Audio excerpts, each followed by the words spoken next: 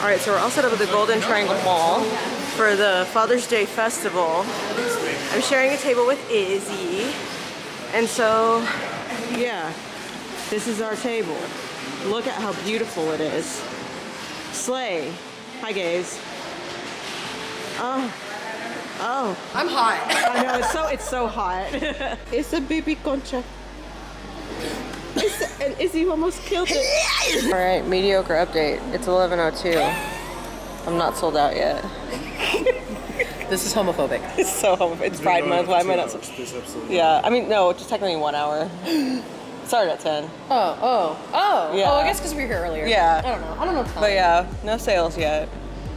But we are across from Beauty World and we have 24/7 video and the caresses of Izzy on my face. Baby. Happy Pride. You can wear your clip-on pony while you're working out. Oh my God, girl, we can. Oh, look at me go. I'm so fast. Look how natural Really it fun looks. if you watch you work out in our lesbian relationship. I mean, If you won. For Pride, girl. just kidding. Choking. Oh, they're gonna run. Oh, they're gonna see how much they last. Let's watch the ponies last. The Ariana Grande pony on the No, like it is. Look at her, the girl on the left. I know, like I want to see her. Look at that leg. I would never want to run with this leg. No. I would trip on it. Yeah, I'd be like, it's gonna fly off. lots of poses of you girls. I wish I kind of matched it to her roots, you know, but whatever, you know. No, it's fine. It's fine. The one on the right's good. Yeah, the one on the right, that went perfect. On the left, That's it's alright. like I was making a choice. She's like, today I'm gonna be different. I'm gonna be so cute. I'm her. I'm it girl. It's me. I'm the main character. Beauty World. We need to understand.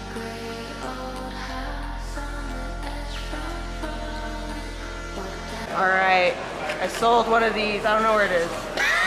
I sold the Phantom print because Phantom of the Opera is inside your head. It's Phantom Tax? Phantom Oh, Tax. I'm sorry. I thought it was TikTok. I've been a nasty girl. I've been my a song. nasty. You know what? Song of the year. Song of the year, song of the summer. So it's currently 12:45. We managed to get some lunch. Just to, God, my bangs look so crusty today. Oh my God. But yeah, I sold a sticker. So that means I've sold a print and a sticker. There's already people packing up. I don't blame them. It's about to be 1, so it's 12:45. This is supposed to be going till 7:30 today. Everyone who's come by the table was like, I didn't know this was here. And I don't like I believe them because I didn't see this show publicized at all.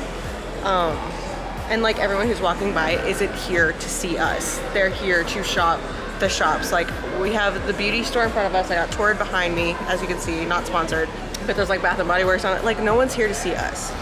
But like honestly, the reason that I am having like a tolerable time is because Izzy's here and I get to hang out with my bestie. So like whatever. As of right now, I don't think I'm coming back tomorrow because I can't do this.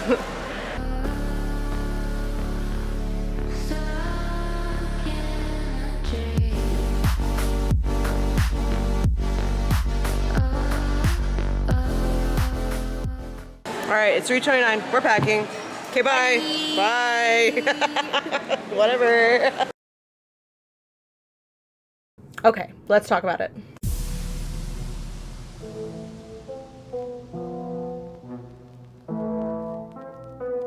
So this was for the Father's Day Festival run by TwinPOP Collectibles, which is a shop inside the Golden Triangle Mall, from what I understand. I was messaged by the Instagram page of this store. There was nothing else I could find on it at the time because at the time that I got the message, it looked like a personal profile, had name and everything. They messaged me and they were like, we looked at your Instagram profile. We feel like you might be a fit for our show. Would you like to come to the show? The show was only $60. So I was like, okay, $60. That's not bad. And it's local. Like it's just like a 30-minute drive. All I'd have to probably pay for was gas and my food for the day, which that's fine. It is a 2-day show. So of course, $60 for a 2-day show. I was like, okay, cool. $30 a day. How hard can that be? And so the table cost from the initial message included the space and from what I understood, chairs. All I was told was that I would have to provide my own table. I was not told to provide anything else, left it at that. And so I assumed that price was going to cover the chairs because it's a mall. I mean, they've got facility things there, as well as the publicity that goes with any show. So I'm coming from experience. I don't want this to seem like an attack. I want this to kind of be like a learning experience. And this goes for anyone who would like to run like a small scale event, you know? I run Texas Latino Comic Con. I formerly ran Women of WonderCon before the pandemic. And both shows, we were able to work with venues to have either prices covered or have low prices, and have the marketing like done with the venue, with our community, with ourselves. Marketing was just, we had to, you know, we wanted people to show up. And so I assumed in this price and booking this event, publicity would happen. So in terms of booking and everything before, I had no problems. I was messaged in March about this show. So that's like 3 months in advance. I was like, perfect. At this time, I was like, you know what? I bet this would be a fun show to do with Izzy. It's a 2-day show. I was like, let's share a table. Let's go and have some fun. That's what we planned on doing. All right, let's talk before the con. So let's start with marketing. I didn't see any. I did not see any marketing. And before I pull up like any sort of like receipts for posts, I do want to say that this show's communication was not typical to any usual event I've done. So here's what I will critique in terms of this show. The posts that were done were kind of like directed at the artists, and these are Instagram posts. These aren't like private messages to know. And I'm going to be honest with you. I did not see these posts. I did not see these posts because for anyone who has experience using Instagram, you know that the algorithm is awful. The reason that I post so much ahead of time of my events is because I know if I post something, no one's going to see it until maybe a week later sometimes. So the reason that I was able to find these posts is because I hadn't gotten any messages the week before the show. And so I had to go look for them. I didn't know like anything about load in, what time, where my table was going to be. I had to go to their profile to find this information. None of this was sent to any of the artists. I didn't get any more messages after I booked the show. And so it looks like a post sharing info for the event, but it was just another post with the graphic.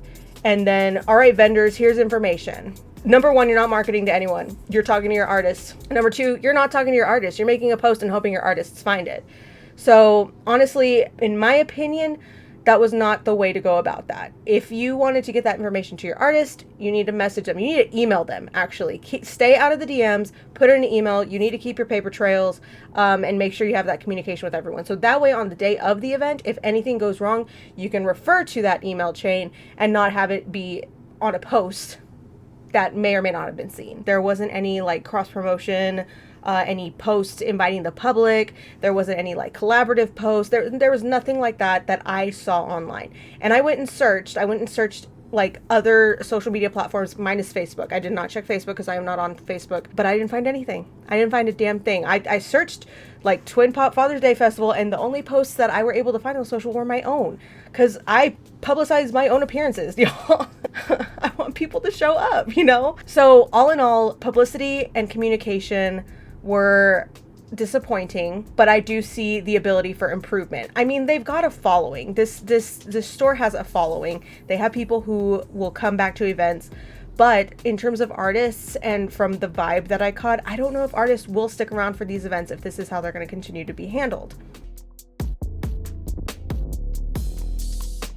All right, so setup happened Saturday morning. The setup started, I think, if I remember right, 2 hours before the event started is when they would let us be in the mall. But my setup only takes me like 40 minutes tops these days. So it didn't take long for me and Izzy to get set up. Also, because I was sharing a table, it took less time. Load-in was easy. We went towards the front, and this is where I started feeling like things were not going to go well. Immediately upon entering the front, there were so many vendors that sold like pop figures, toy figures, and people who did like pastries and like edible goods and all that. They were all there in the food court area, just all, it looked like an event. It looked like an event. And then when I was being shown to my spot, I was guided down a hallway, the hallway of the mall. And it turns out they had vendors all set up down the walkways, all the way down the mall, like all the way down the mall. Like the connect between the big area and where the artists were, it didn't seem like we were all together. It seemed random. We were just randomly there. Like, you know the little kiosks that are in the middle of mall areas? We were like right next to them. We didn't feel like part of the event. I'm speaking on behalf of myself. You know, the big main area was at the front and everybody goes through that entrance. And if you're not going through that entrance, you don't care what's going on at the mall. So yeah, all the traffic went straight into those first vendors, the food vendors, the pop figures, the licensed products. People are going to spend their money first there. If they're coming to an event, they're going to see all that first and buy it. I know, I've done conventions many a time. Thankfully, because I went and scoured for a setup post and I found that post, I was able to find out that I had to provide my own chairs. Thankfully, I saw that before the event. So we had 2 chairs, thankfully, goodness. And they're not comfortable because they're metal chairs. I wasn't planning on having to like get chairs. I was on a low budget. I had spent the rest of my studio money to replenish my stickers because I thought things were covered, you know? So the show started at 10 a.m. on a Saturday, which I've done events that start around that time on a Saturday. So the fact that no one was there, I wasn't surprised at the outcome of how the day went, seeing how everything was being handled up to the day of. So this is what was weird. Nobody that I encountered at the table was there because they knew about this show. You know, like no one was here because they're like, oh, we heard of the Father's Day festival, so we're here shop. Nobody, not one person. But every person that came up to our table was like, this is so cool. I had no idea this was happening. And I'm like, girl, I don't think anyone else did either. Like, I didn't tell anyone that, but like, I will say, because of this issue, because of the fact that no one knew that this was happening, no one stopped. At least I was keeping an eye on the artist tables that were around me. Everyone was just walking by. People were at the mall to be at the mall. People were not at the mall to partake in this event, you know, to take it all in. Furthermore, I think everyone really cared about the licensed products up front. If you're going to have a show like this and you're going to have licensed product people, mix it all up with everybody. Don't shove the artist down the freaking aisle. We actually waited. We were going to pack up around 2 after we saw a couple artists around us pack up and leave. But we were like, let's hold out. It's Saturday. People may wake up later and come on in. And people did.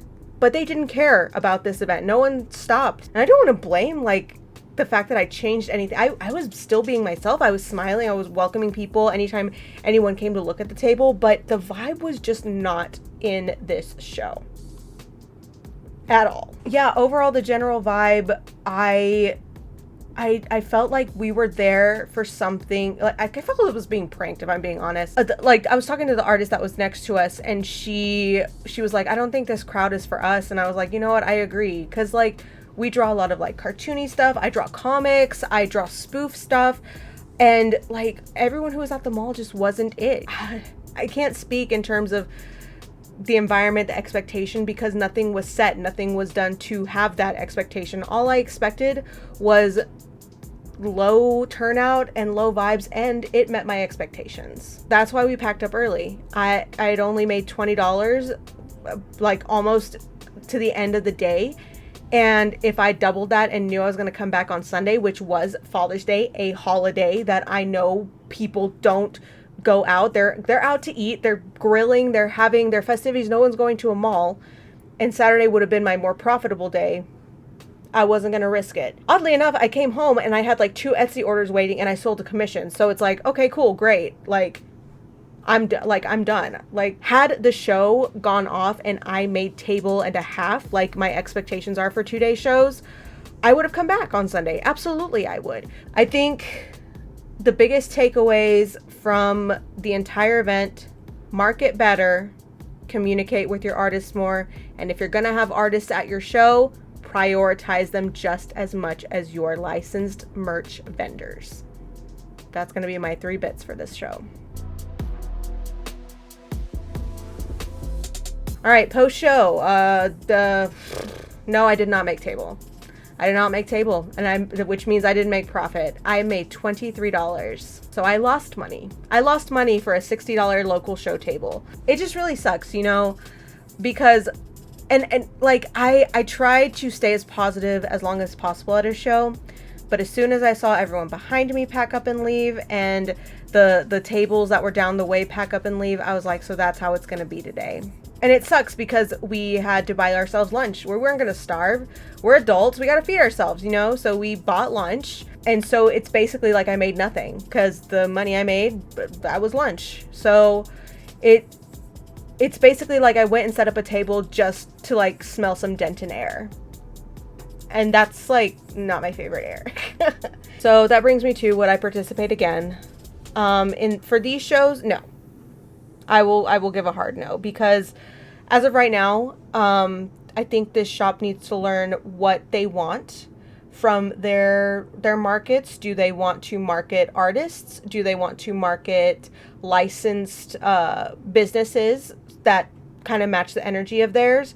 And if so, they need to figure out venues that work or spaces that work better. I'm sorry, y'all. I don't like having a disappointing vlog and then Artist Alley review, but sometimes shows don't do well. If you have any questions about running an event, you can drop it in the comments. You can DM me.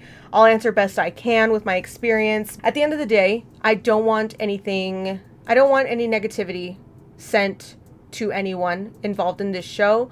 All I ask is to hear me out, improve, and do better for the art community. You know, like, it's already hard enough being an artist out there. Artist alleys are getting more expensive. Trying to get our stuff out there. If you really do care about harnessing an artist space, you got to put that attention forward. All right, I'll leave it at that. Thank you for watching. If you like it, give it a thumbs up. If you disagree with anything I say, I totally understand. Drop it in the comments. Let's have a nice, calm discussion, and I will see you at my next event. Bye, guys.